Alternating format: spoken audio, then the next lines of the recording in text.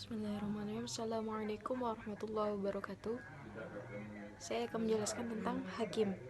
Secara etimologi, hakim punya dua pengertian, yaitu pembuat yang menetapkan, yang memunculkan, dan sumber hukum, dan yang menemukan, menjelaskan, memperkenalkan, dan menyingkapkan hukum. Hakim merupakan persoalan mendasar dalam usul fiqh karena berkaitan dengan siapa pembuat hukum sebenarnya dalam syariat Islam. Siapakah yang menentukan hukum syara? Apakah akal sebelum datangnya wahyu mampu menentukan baik atau buruknya sesuatu, sehingga orang yang baik diberi pahala dan orang yang berbuat buruk dikenakan sanksi? Dalam ilmu usul fiqh, hakim juga disebut dengan syar'i. Hakim adalah Allah SWT. Dialah pembuat hukum dan satu-satunya sumber hukum yang dititahkan kepada seluruh mukallaf. Oleh sebab itu, tidak ada syariat dalam Islam kecuali dari Allah SWT, baik berkaitan dengan hukum-hukum taklifi, yaitu wajib, sunnah, haram, makruh, dan mubah, maupun yang berkaitan dengan hukum wada'i, yakni sebab, syarat, halangan, sah, batal, fasid, azimah, dan rukhsah. Semua hukum ini menurut kesepakatan para ulama bersumber dari Allah Subhanahu wa taala. Dalam hubungan inilah para ulama usul fiqh menetapkan sebuah kaedahnya yang berbunyi, tidak ada hukum kecuali bersumber dari Allah. Selanjutnya, posisi akal terhadap hukum syariah. Akal adalah anugerah yang Allah SWT berikan kepada manusia sebagai pembeda dengan makhluknya yang lain.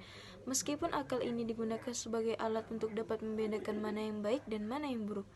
Mengenai hukum ini, menurut kesepakatan para ulama, bersumber dari Allah SWT. Dalam hubungan inilah, para ulama usul fiqh menetapkan sebuah kaedahnya yang berbunyi, tidak ada hukum kecuali bersumber dari Allah. Selanjutnya, posisi akal terhadap hukum syariah. Akal adalah anugerah yang Allah SWT berikan kepada manusia sebagai pembeda dengan makhluknya yang lain. Meskipun akal ini digunakan sebagai alat untuk dapat membedakan mana yang baik dan mana yang buruk. Mengenai peran dan kemampuan akal untuk menentukan hukum sebelum turunnya syariat, ada 3 pendapat yang dikemukakan para ulama usul fiqh. Yang pertama, Ahlus Sunnah wal Jamaah berpendapat bahwa sebelum diangkatnya Rasul dan turunnya syariat, akal manusia tidak mampu menetapkan hukum. Akal tidak bisa mengetahui yang baik dan yang buruk tanpa perantara Rasul dan kitab-kitab samawi atau kitab yang datang dari Allah. Alasan mereka adalah firman Allah dalam surah Al-Isra 17:15. Kami tidak akan mengazab sebelum kami mengutus seorang Rasul. Dalam ayat ini, Allah secara tegas meniadakan perhitungan dan azab atau siksa terhadap seseorang sebelum kepadanya sampai diutus seorang Rasul yang membawa risalah ilahi. Sekian dari saya Siti Mnawaroh. Assalamualaikum warahmatullahi wabarakatuh. Assalamualaikum warahmatullahi wabarakatuh. Perkenalkan, nama saya Salsalwin Zira, NIM 12016061. Di sini saya akan melanjutkan materi tentang posisi akal terhadap hukum syariah. Secara logika, menurut Ahlussunnah wal Jamaah, tidak ada kewajiban bagi Allah untuk menetapkan baik terhadap sesuatu yang dipandang baik oleh akal, sehingga manusia diperintahkan untuk mengerjakannya. Allah juga tidak berkewajiban menetapkan keburukan yang dipandang buruk oleh akal manusia, sehingga manusia diperintahkan untuk meninggalkannya. Allah mempunyai kehendak yang mutlak tanpa bergantung pada sesuatu. 2. Mu'tazilah mengatakan bahwa akal manusia mampu menentukan hukum-hukum Allah tersebut sebelum datangnya syariat. Akal manusia bisa menentukan sesuatu itu baik dan buruk tanpa perantara kitab samawi dan rasul. Sesuatu dikatakan baik dan buruk terletak pada zatnya. Secara logika, menurut mereka, sebagian perbuatan dan perkataan itu seperti iman dan bersikap benar, merupakan pekerjaan yang semestinya diperbuat manusia. Untuk itu, orang yang melakukan pekerjaan tersebut dipuji, karena sikap iman dan sikap benar itu baik pada zatnya sendiri. Mu'tazilah juga berpendapat bahwa hukum yang ditetapkan Allah bagi manusia merupakan sesuatu yang dapat dicapai oleh akal karena pada perbuatan itu terdapat manfaat atau mudarat. 3. Maturidiyah berupaya menengahi kedua pendapat. Baik mereka ada perbuatan atau perkataan yang pada zatnya baik dan buruk. Allah tidak memerintahkan manusia untuk melakukan perbuatan yang pada zatnya buruk, sebagaimana Allah juga tidak melarang suatu perbuatan yang pada zatnya adalah baik. Terhadap perkataan dan perbuatan lain yang kebaikan dan keburukannya, sampai di sini Maturidiyah sama dengan pendapat Mu'tazilah. Akan tetapi, Maturidiyah berpendapat bahwa perbuatan atau perkataan yang dipandang baik atau buruk oleh akal tidak wajib dikerjakan dan orang yang mengerjakannya tidak akan mendapatkan imbalan semata-mata melalui akal.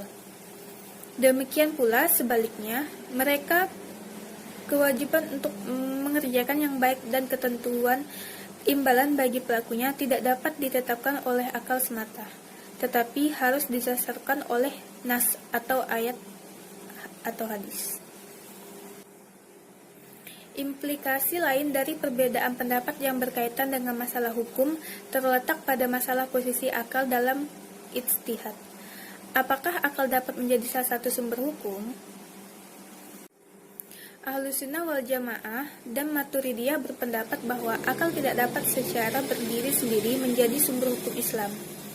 Akan tetapi, menurut mereka, akal berperan penting dalam menangkap maksud syara, dalam mensyariatkan hukum dan menetapkan kaidah-kaidah umum dalam memanggil hukum Islam, bukan sebagai penentu hukum. Menurut Muhammad Abu Zahra, seluruh produk fikih merupakan hasil daya nalar manusia yang sampai saat ini tidak akan habis-habisnya. Tetapi, nalar yang dipergunakan manusia tersebut harus senantiasa bersandar pada nas, bukan terlepas sama sekali dari nas. Sedangkan Mu'tazilah dan Syiah Ja'fariyah mengatakan bahwa akal merupakan sumber hukum Islam ketiga setelah Al-Quran dan As-Sunnah. Assalamualaikum warahmatullahi wabarakatuh. Perkenalkan, nama saya Erni Febrianti. Di sini saya akan melanjutkan materi yang telah disampaikan oleh teman saya. Di sini saya akan menjelaskan tentang hukum syariah. Syariah, hukum Islam atau hukum syariah adalah hukum agama yang membentuk bagian dari tradisi Islam yang berasal dari ajaran agama Islam.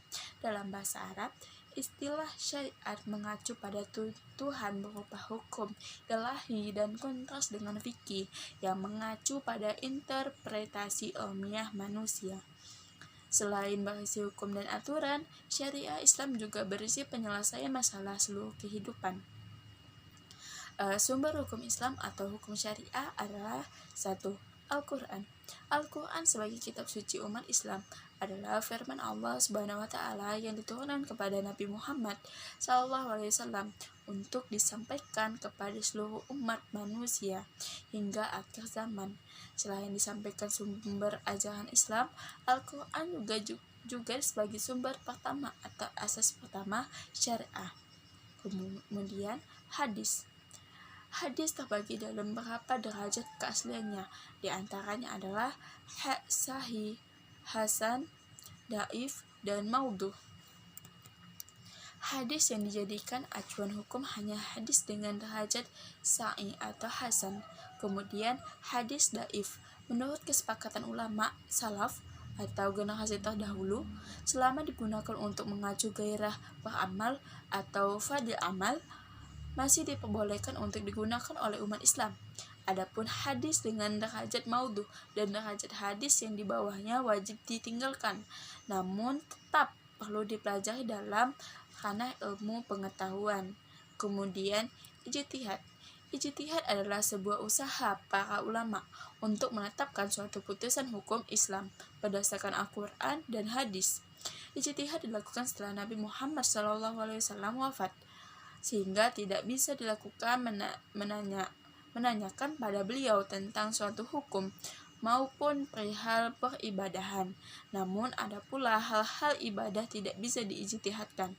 Beberapa macam ijtihad antara lain ijma, qiyas, maslahah mursalah, dan proof. Sekian dari presentasi saya. Apabila memiliki kekurangan dan kelebihan, saya mohon maaf. Saya akhiri, wabillahi taufiq wal hidayah. Wassalamualaikum warahmatullahi wabarakatuh.